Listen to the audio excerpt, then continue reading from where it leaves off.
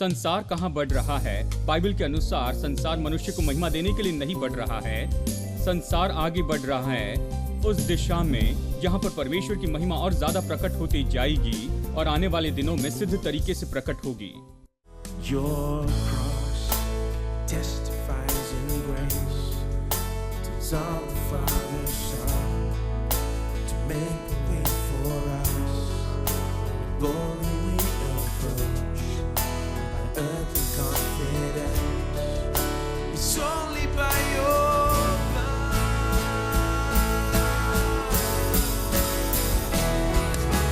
What can wash away our sin? What can make us whole again? Nothing but the blood, nothing but the blood of Jesus. What can wash us pure as snow? Welcome as the friends of God. Nothing but your blood, nothing but your blood, King Jesus. What can wash? What can wash away? Oh, we praise you, Lord. Oh, nothing but the blood. Nothing but the blood of Jesus.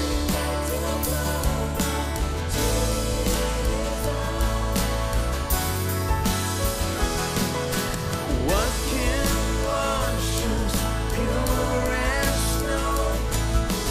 Welcome as the friends of God. Nothing but your blood, nothing but your blood, King Jesus.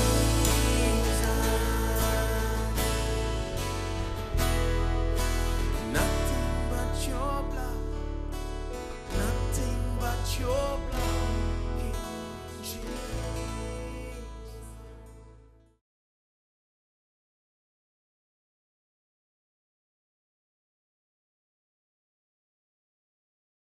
इफिसियों अध्याय 2। चलिए वचन 4 से वचन 10 तक यहां पर पढ़ते हैं। इफिसियों अध्याय 2 वचन 4 से वचन 10 तक। परंतु परमेश्वर ने जो दया का धनी है, उसने अपने बड़े प्रेम के कारण जिससे उसने हमसे प्रेम किया, जब हम अपराधों के कारण मरे हुए थे, तो मसीह के साथ जिलाया। अनुग्रह से तुम्हारा उद्धार हुआ है और मसीह यीशु में उसके साथ जिलाया और स्वर्गीय स्थानों में उसके साथ बैठाया, कि वो अपनी उस कृपा से जो मसीह यीशु में हम पर हैं, आने वाले समयों में अपने अनुग्रह का असीम धन दिखाए। मसीह यीशु के द्वारा, परंतु विश्वास के द्वारा अनुग्रह ही से तुम्हारा उद्धार हुआ, और ये तुम्हारी ओर से नहीं वरन परमेश्वर का दान है, और न कामों के कारण, ऐसा न हो कि कोई घमंड करे, क्योंकि हम उसके बनाए हुए हैं और मसीह में उन भले कामों के लिए सृजे गए हैं जिन्हें परमेश्वर ने पहले से हमारे करने के लिए तैयार किया। 2 हफ्ते पहले हमने यहाँ अनुग्रह विषय पर सिखाना शुरू किया, और मैंने आपको बताया कि अनुग्रह शब्द का मतलब क्या है। अनुग्रह पुराने नियम में कृपा है। अनुग्रह शब्द वहाँ पर अक्सर नहीं दिखता है, लेकिन अक्सर वहाँ पर कृपा शब्द दिखता है, और ये तो अनुग्रह के जैसे ही है। अनुग्रह कृपा है और कृपा ही अनुग्रह है। अब अनुग्रह को समझने के लिए हमारे पास सबसे बड़ी मदद यह है कि हमने अनुग्रह से ही उद्धार पाया है। यानी उद्धार सबसे अच्छा उदाहरण बन जाता है कि हम समझ सके कि अनुग्रह क्या है। अगर आपको अनुग्रह समझना है तो यहाँ वहाँ देखने की जरूरत नहीं, केवल अपने उद्धार को देखिए, यह सबसे अच्छा उदाहरण है। तो हमें वचनों में बहुत सी जानकारी दी गई है कि उद्धार तो अनुग्रह के द्वारा हुआ है। और पिछले हफ्ते मैंने आपको बताना शुरू किया कि उद्धार के लिए क्या मकसद है, प्रभु ने मनुष्य को क्यों उद्धार दिया। मैंने आपको 3 उद्देश्य वहां पर बताए थे, और हमने तीसरा देखा था, और उसके बारे में 5 मिनट मैंने आपको बताया। तो आज मैं इस तीसरे उद्देश्य पर पूरा संदेश देना चाहता हूं। तीसरा उद्देश्य सबसे महान उद्देश्य है, या सबसे महान उद्देश्य कह सकते हैं। पहले 2 उद्देश्य जो हैं वो इस महान उद्देश्य की ओर लेकर आते हैं, तीसरे की ओर। यानी ये सबसे महान उद्देश्य है, और उद्धार के लिए सबसे महान उद्देश्य तो बस यही है कि परमेश्वर चाहता है कि उसका अनुग्रह प्रकट हो और सब लोग उसे जाने अनुग्रह के काम के द्वारा, और इसलिए वो अनुग्रह से उद्धार देता है, इसलिए कि ये बता सके और लोगों को समझा सके कि परमेश्वर का अनुग्रह क्या है। अनुग्रह परमेश्वर की प्रेमी करुणा है, उसका प्रेम है, उसका असीमित, अमाप और अगणित प्रेम। परमेश्वर कितना प्रेम करता है, परमेश्वर कितना प्रेम करता है उससे जो कि योग्य नहीं है, जो अयोग्य है, पापी से। ये कृपा क्या है जिसके हम योग्य नहीं थे। परमेश्वर ये कितना दे सकता है और ये कैसे काम करता है, ये उद्धार में देख सकते हैं। यानी परमेश्वर महान उद्देश्य के लिए उद्धार देता है कि उसका अनुग्रह ये संसार जो है वो जानने वाला हो। ये वचन 7 में बताया गया है, इस वचन में जो हमने अभी पढ़ा है। यहां पर उद्देश्य बहुत ही स्पष्ट बताया गया है। यहां पर यह कहता है कि वो अपनी उस कृपा से जो मसीह में हम पर है आने वाले समयों में अपने अनुग्रह का असीम धन दिखाए। इसके पहले बताता है कैसे परमेश्वर ने उसके साथ हमें जिलाया। और अगर आप इसके भी थोड़ा पहले देखें, वचन 1 से मनुष्य के पाप के बारे में कहता है, उसकी पाप में दशा, और कैसे परमेश्वर ने उस पर दया की और कैसे महान प्रेम से उससे प्रेम किया, और वो उसे मरी हुई आत्मिक दशा से जीवित करता है और उसे मसीह के साथ में जिलाता है और उसे मसीह के साथ में बैठाता है स्वर्गीय स्थानों में, इसलिए कि आने वाले समयों में वो अपनी उस कृपा से जो मसीह में हम पर है आने वाले समयों में अपने अनुग्रह का असीम धन दिखाएं। अच्छे से बताया है, मतलब अच्छे से समझ सकते हैं। उसके असीम महिमा का धन जाना जाए, ये परमेश्वर का सबसे मुख्य उद्देश्य यहां पर है। यही उद्देश्य आज सारी बातों के ऊपर इतना अधिकार रखता है कि आकाश और पृथ्वी और स्वर्ग की सारी बातें पूरी रीति से इन्हीं बातों के लिए योगदान देती हैं। ये परमेश्वर का उद्देश्य। परमेश्वर ये चाहता है कि उसका अनुग्रह जाना जाए। यानी अनुग्रह तो ऐसा कुछ है, परमेश्वर चाहता है कि इसे जाना जाए, इसलिए वो मनुष्य को उद्धार देता है। तो अनुग्रह सच में अद्भुत होगा, ये तो सच में कुछ असाधारण होगा। अगर परमेश्वर अपने अनुग्रह को प्रकट करने के लिए मनुष्य को उद्धार देता है, अगर उद्धार में यही उसका मुख्य उद्देश्य है, तो मैं आपसे ये कहूंगा कि अनुग्रह के बारे में ऐसा कुछ है जो हमें समझना बहुत ही जरूरी है, क्योंकि परमेश्वर यही तो प्रकट कर रहा है उद्धार के द्वारा। आज हम ऐसे युग में जी रहे हैं जिसे अनुग्रह का समय कहा जाता है या अनुग्रह का युग कहा जाता है। यीशु की मृत्यु के बाद से उसके दूसरे आगमन तक ये जो समय है, इसे अनुग्रह का समय या अनुग्रह का युग कहते हैं। ये अनुग्रह का समय है। ये वो समय जहां पर मनुष्य यीशु के पास में आकर उद्धार पा सकते हैं। अभी उनके लिए उद्धार उपलब्ध है। परमेश्वर का अनुग्रह अभी खुला है, ये सभी लोगों के लिए उपलब्ध है। यानी ये जो अनुग्रह का युग है, ये केवल इसीलिए लाया गया, इसी उद्देश्य के लिए लाया गया कि परमेश्वर का अनुग्रह जाना जाए, परमेश्वर की प्रेमी करुणा समझी जाए हर एक के द्वारा जिसमें थोड़ी सी भी बुद्धि है, जिसमें देखकर समझने की योग्यता होती है। हर एक व्यक्ति को निश्चय ही देखना होगा परमेश्वर की भलाई को, उसके अनुग्रह को और उसकी प्रेमी करुणा को इस अनुग्रह के समय में। और इसीलिए ये अनुग्रह का युग आ गया है। ये अनुग्रह का समय तो अनुग्रह के लिए है, जिसके द्वारा परमेश्वर का अनुग्रह जाना जाए। संसार इसे नहीं समझता है। संसार सोचता है कि सारी चीजें बस ऐसी ही आगे बढ़ रही है किसी निश्चित अंत की ओर, और कोई भी असली निश्चित ऐसी परिभाषा नहीं है। ऐसे ही अकस्मात ये हो रहा है और ये ऐसे ही होता है बाई चांस। और बाई चांस शब्द का हम अपनी भाषा में बहुत ज्यादा उपयोग करते हैं। हम सोचते हैं सब कुछ बिना किसी उद्देश्य से होता है, यानी ये ऐसे ही अनजाने अंत की ओर आगे बढ़ रहा है। हम नहीं जानते हैं कि क्या हो रहा है। यहाँ पर इन सारी बातों का बिना उद्देश्य का चलन होता है और सब कुछ बिना उद्देश्य से हो रहा है। और कुछ लोग ये विश्वास करते हैं कि सब कुछ आगे बढ़ रहा है किसी न किसी तरह से मनुष्य को महिमा देने के लिए ही, कि अंत में किसी तरह से मनुष्य इतनी ज्यादा महिमा पाएगा कि अंत में मनुष्य की महिमा प्रकट होगी। मनुष्य बुद्धिमत्ता में इतना बढ़ते चला जाएगा, अपनी परंपरा में, उत्तमता में, समझ में और बुद्धि में इतना बढ़ेगा कि अंत में लोग मनुष्य को देखकर कहेंगे, वाह, जानते हैं ये सच में कितना अद्भुत ऐसा व्यक्ति है, महिमामय है, अद्भुत है। वो कहते हैं ये इसी के लिए आगे बढ़ रहा है। पहले विश्व युद्ध के पहले वो इससे बहुत ज्यादा कहते थे वो कहते थे मनुष्य बहुत ही आगे बढ़ते जा रहा है, ये बहुत पढ़ रहा है और अभी कारखाने शुरू हुए, बिजली आ चुकी है, ट्रेन आ चुकी है, कार आ चुकी हैं, हम यहाँ पर आगे बढ़ रहे हैं, टेक्नोलॉजिकली बहुत से एडवांसमेंट हुए हैं, दवाइयाँ हैं, लोगों की उम्र बढ़ती जाएगी, ये और बुद्धिमान होते जाएंगे और ज़्यादा बातों को जानते जाएंगे और वो अच्छे जीवन को जिएंगे, अभी युद्ध करते नहीं रहेंगे क्योंकि वो तो पहले से भी बहुत ज़्यादा बुद्धिमान हो गए हैं। और इस तरह से लोग संसार को देखते थे। उन्होंने सोचा कि यह आगे बढ़ रहा है किसी तरह से मनुष्य को महिमा देने के लिए। पहले विश्व युद्ध के पहले बहुत से लोगों ने यह लिखा है और फिर पहला विश्व युद्ध हुआ और वो बहुत ही आधुनिक ऐसा युद्ध था। वहाँ पर टैंक्स और बंदूकें थी जो पहले नहीं थी, जो अभी तेजी से मनुष्यों को मार सकती थी और सबको नाश कर सकती बहुत ही जल्दी। तो उन्होंने निर्णय लिया कि अभी इसके बारे में बातें नहीं करते जाएंगे। मनुष्य अभी आगे नहीं बढ़ रहा है उस महिमा की ओर, वो अपने आप को नाश कर रहा है टेक्नोलॉजी में इतनी आधुनिकता आने के कारण। और फिर दूसरा विश्व युद्ध हुआ और फिर आप जानते हैं सब कुछ बुरा होती गया। अभी तो और भी आधुनिक हथियार हैं, हमने सीखा कैसे जल्दी से मारे और ज़्यादा लोगों को मारते जाएं। अभी युद्ध ज़मीन पर नहीं होते हैं, लेकिन अभी तो वो आसमान में होते रहते हैं। वो बस आसमान से आकर बमबारी करते हैं, जानते हैं। और अभी तो आपके सिर से उड़ने वाले हवाई जहाज़ में इंसान भी बैठे नहीं हैं, वो बस उड़कर आते हैं, बमबारी करके चले जाते। यानी युद्ध अभी मनुष्यों के बिना भी लड़े जा सकते हैं। वो उपयोग करते हैं जैसे कि ड्रोन और ऐसे ही दूसरे बहुत से साधन का। यानी हमने उन्नति की है, ज्ञान बढ़ा है, मनुष्य बेहतर हो गए हैं। लेकिन किस में बेहतर हो गए हैं? एक दूसरे से लड़ने में, एक दूसरे को मारने में और एक दूसरे को नाश करने में, इन बातों में। अब इसके बारे में कोई बात नहीं करता है, तो हम वापस उसमें जाते हैं। संसार कहाँ बढ़ रहा है? बाइबल के अनुसार संसार मनुष्य को महिमा देने के लिए नहीं बढ़ रहा है। संसार आगे बढ़ रहा है उस दिशा में जहां पर परमेश्वर की महिमा और ज्यादा प्रकट होती जाएगी और आने वाले दिनों में सिद्ध तरीके से प्रकट होगी।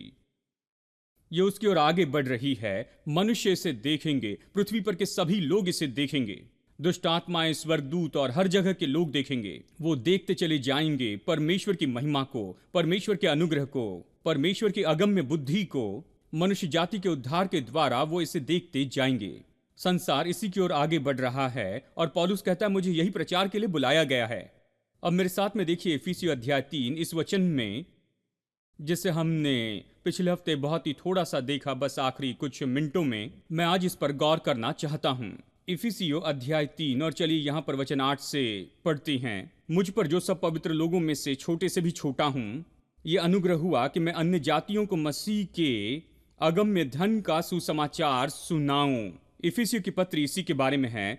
वो परमेश्वर के अगम्य अनुग्रह के धन के बारे में कह रहा है। मैं मसीह के अगम्य धन के बारे में बताना चाहता हूं और इसीलिए मुझ पर यह अनुग्रह हुआ। वो कहता है प्रेरित के रूप में मुझे सुसमाचार के सच्चाई का प्रकाशन दिया गया है और मुझे बुलाया गया और प्रचार के लिए भेजा गया है परमेश्वर के अनुग्रह के इस अगम्य धन के बारे में। और फिर ये कहता है कि सब पर यह बात प्रकाशित करूं कि उस भेद का प्रबंध क्या है जो सबके सृजनहार परमेश्वर में आदि से गुप्त था, जिसने सब कुछ यीशु मसीह के द्वारा बनाया है। तो वो चाहता है कि सभी मनुष्य देखे।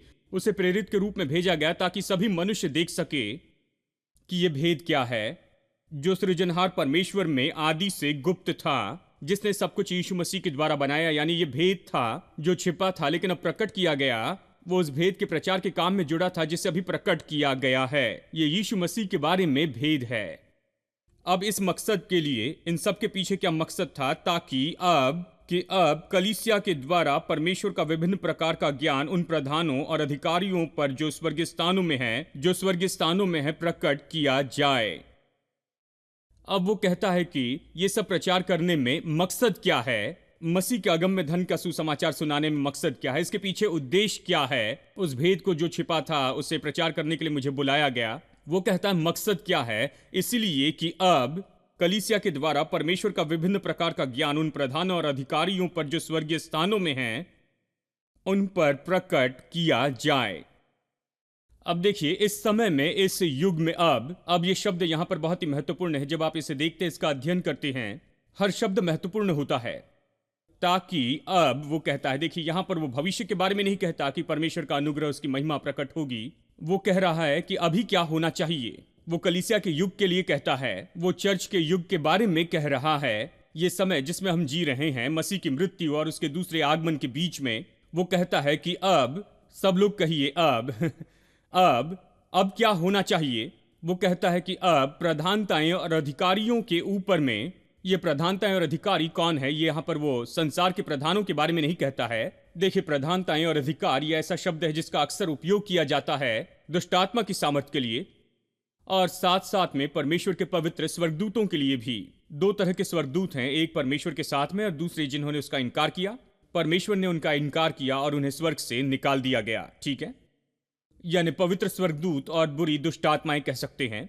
प्रधानताएं और अधिकारी, ये जो शब्द नए नियम में आया है, अक्सर ये तो इन्हीं के बारे में कहते जाता है, ताकि अब कलीसिया के द्वारा परमेश्वर का विभिन्न प्रकार का ज्ञान उन प्रधानों और अधिकारियों, उन पर जो स्वर्गीय स्थानों में है, प्रकट किया जाए।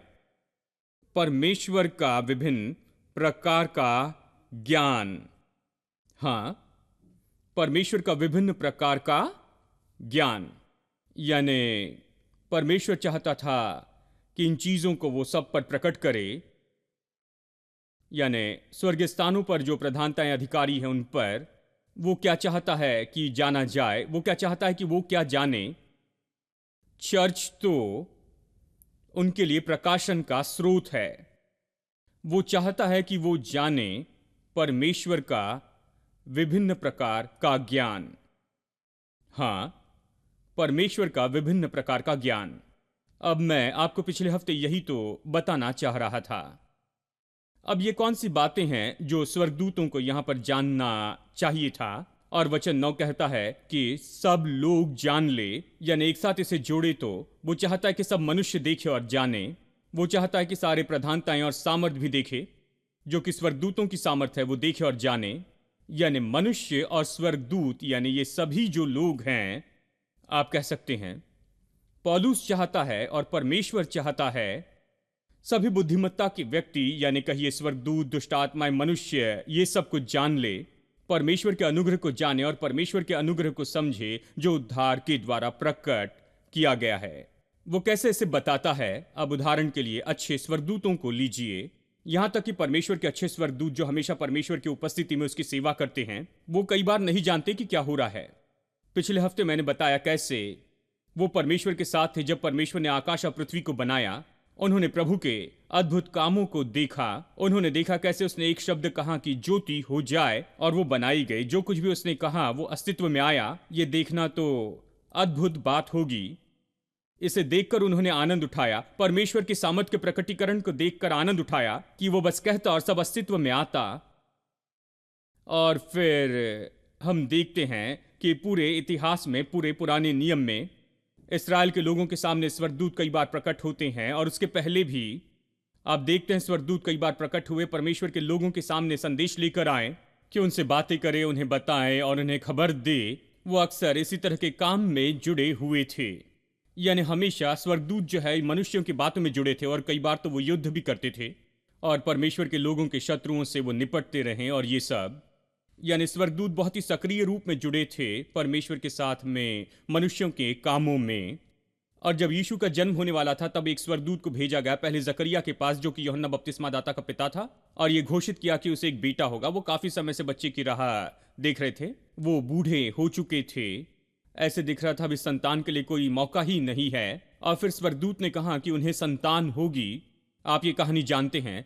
और वही स्वर्गदूत बाद में कुंवारी मरियम के पास में जाता है और उससे कहता है कि तुझे बेटा होगा तो उसका नाम यीशु रखना, और वो अपने लोगों को उनके पापों से वो छुड़ाएगा। जब स्वर्गदूत ने आकर ये सब घोषित किया, उसने घोषित किया क्योंकि परमेश्वर ने उसे घोषित करने के लिए कहा। वो इसे नहीं समझा। मैं नहीं सोचता कि वो एक बात को भी समझ पा रहा था। और स्वर्गदूत तो केवल स्वर्गदूत हैं, वो तो केवल दूत है, संदेश देते हैं। वो बस घोषित कर रहे थे। जो भी हो रहा था उसे वो समझ नहीं पा रहे थे। जो भी बताया गया वो बस आकर उसे यहां पर दोहराते थे। तुम्हें बेटा होगा, उसका नाम यीशु रखना, वो जगत का उद्धार करता होगा, और ये सब स्वर्गदूत ने कहा।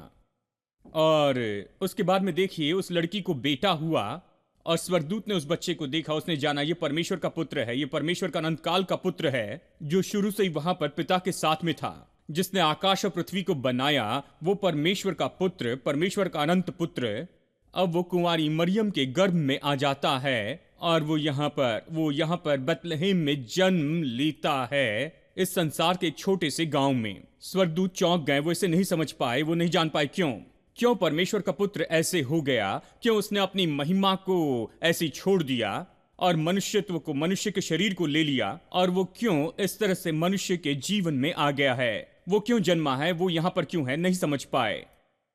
और वो बड़ा हुआ और कई बार उन्हें उसकी मदद भी करनी पड़ी, जैसे कि 40 दिन उसने उपवास किया और वो बहुत ही थक गया था, और उन्होंने आकर उसकी सेवकाई की बहुत से तरीके से, और फिर ऐसे दिखता था वो हमेशा उसके लिए काम करते थे, क्योंकि यीशु ने एक बार कहा कि मैं परमेश्वर से कहूं तो वो मेरे बचाव के लिए स्वर्गदूतों की सेना भेजेगा। ऐसा लगता है वो हमेशा उसकी मदद के लिए थे कि आकर उसकी मदद करे, उसकी सेवा करे। और फिर वो क्रूस पर लटका, उसे पकड़ा गया और उसे क्रूस पर मारा कीले ठोके, और उन्होंने उस पर थूका, उस पर हंसे, उसका मजाक उड़ाया, और ये सब कुछ उन्होंने किया। वो क्रूस पर लटक कर दुख उठा रहा था, मर रहा था। सच में वो कह रहा था, मेरे परमेश्वर मुझे क्यों छोड़ दिया। और स्वर्गदूत तलवार निकाल कर थे, वो बस राह देख रहे थे कि परमेश्वर उन्हें बस इशारा करे कि वो रोमी सिपाहियों को खत्म कर दे। परमेश्वर को बस एक उंगली दिखानी थी तो हर एक रोमी सिपाही राख हो जाता था। वो बस राह देख रहे थे कि परमेश्वर अपनी एक उंगली उठाए और उन्हें जाने की आज्ञा दे दे कि यीशु मसीह के शत्रुओं को नाश कर दे और यीशु को क्रूस पर से नीचे उतारे। लेकिन देखिए, परमेश्वर ने ऐसा कुछ भी नहीं किया, और सच में उसने अपना चेहरा फेर दिया, जबकि क्रूस पर से परमेश्वर का पुत्र पुकार रहा था, हे मेरे परमेश्वर, तूने मुझे क्यों छोड़ दिया है। परमेश्वर ने चेहरा फेर दिया। स्वर्गदूत चौंक गए कि क्यों परमेश्वर ने अपने पुत्र से ऐसा किया, इकलौते पुत्र को क्रूस पर ऐसे मरने दिया। क्यों वो उसे क्यों नहीं बचा रहा है, अपनी सामर्थ का उपयोग क्यों नहीं कर रहा है, उसके शत्रु के विरुद्ध में उसके बारे में कुछ भी क्यों नहीं कर रहा है, वो नहीं समझ पाए। फिर यीशु क्रूस पर मरता है। स्वर्गदूतों को यह समझना बहुत ही मुश्किल था। वो जीवन का राजकुमार है, जीवन देने वाला है, वो जीवन का राजकुमार है। कोई उसे मार नहीं सकता था, वो मर नहीं सकता था, क्योंकि वो तो जीवन का कर्ता है। और यहां वो तो मरने के उद्देश्य के साथ में आया था, और इसलिए वो मनुष्य के स्वरूप को ले लेता है, शरीर धारण करता, कि वो यहां पर शरीर में होकर मर सकता है, और कलवरी के क्रूस पर मरता है। उनकी आंखों के सामने ही वो अपनी आत्मा प्रभु को सौंप कर मर जाता है। शायद वो सोच रहे होंगे कि यहां पर क्या हो रहा है, इस संसार में क्या हो रहा है। और फिर 3 दिनों के बाद एक स्वर्गदूत को बताया कि कब्र का पत्थर लुढ़का दे। इसलिए नहीं कि यीशु बाहर आए, लेकिन लोग भीतर जाए कि जाकर देखे।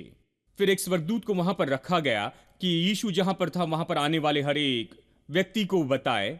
और यहां पर स्वर्गदूत बस एक वॉचमैन जैसे था, और वो गुफा के द्वार पर वहां पर बैठा था, सभी को बता रहा था वो यहां पर नहीं है। बस यही, उसे पता नहीं था क्या कर रहा है, वो नहीं जानता था कि क्या हो रहा है, वो नहीं जानता था कि क्या हो रहा है, वो उसे समझ नहीं पाया। परमेश्वर ने अपने पुत्र को क्यों भेजा, वो बेथलेहम में क्यों जन्मा, और उसने मनुष्य का शरीर क्यों ले लिया, और वो इस तरह का जीवन क्यों जिया, और वो इस तरह से क्यों मर गया, उसने इस तरह से दुख क्यों उठाया, और वो क्रूस पर क्यों मरा, उसे क्यों गाढ़ा गया, और परमेश्वर अभी तक कुछ क्यों नहीं कर रहा है। और अंत में परमेश्वर उसे मुर्दों से जिलाता है, और मैं यहां पर बैठा हूं और सबको बता रहा हूं वो यहां पर नहीं है। स्वर्गदूत नहीं समझ पाए कि सच में क्या हो रहा है। और फिर अंत में यीशु स्वर्ग में उठाया जाता है, और उस समय में भी स्वर्गदूत आते हैं, और स्वर्गदूतों ने उन चेलों को देखा जो बस यीशु को उठाए जाते हुए देख रहे थे। आप कल्पना कर सकते हैं उस समय उनकी भावनाएं उस समय कैसी होगी। उन्होंने सोचा वो मर गया, सब खत्म हो गया, फिर वो जी उठा, उसे देखकर खुश हुए, उसे छुआ, महसूस किया, देखा, और सारे संदेह दूर किए, ये तो वही है।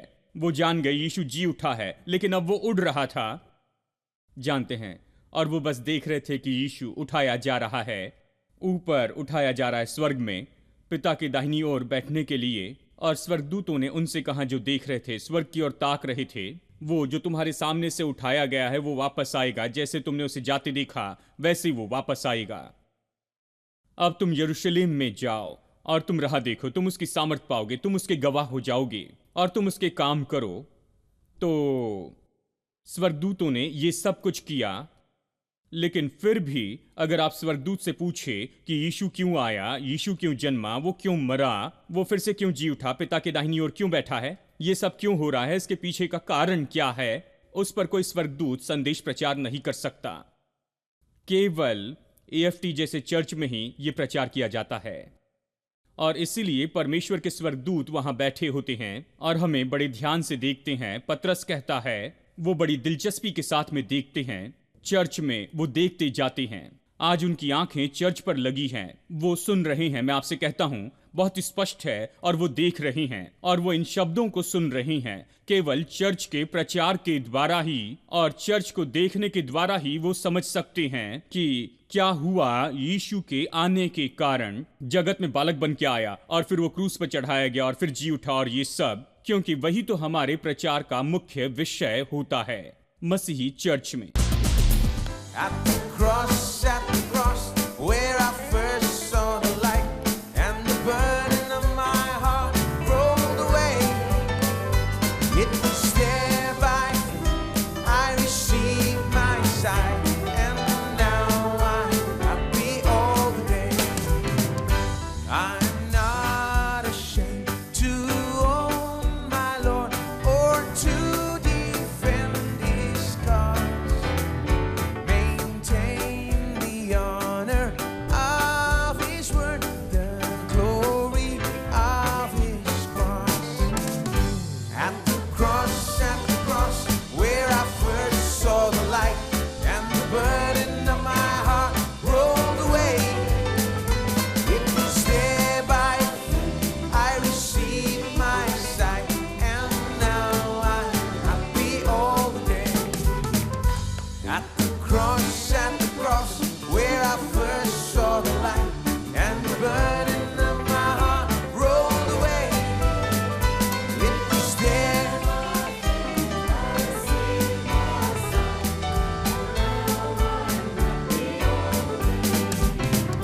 Jesus, my God, I know His name. His name is all my trust. Nor will He put my soul to shame, nor let my hope be lost. At the cross, where I first saw the light, and the burden of my heart rolled away. It was there by faith I received my sight, and now I'm happy all the day. At the cross, where I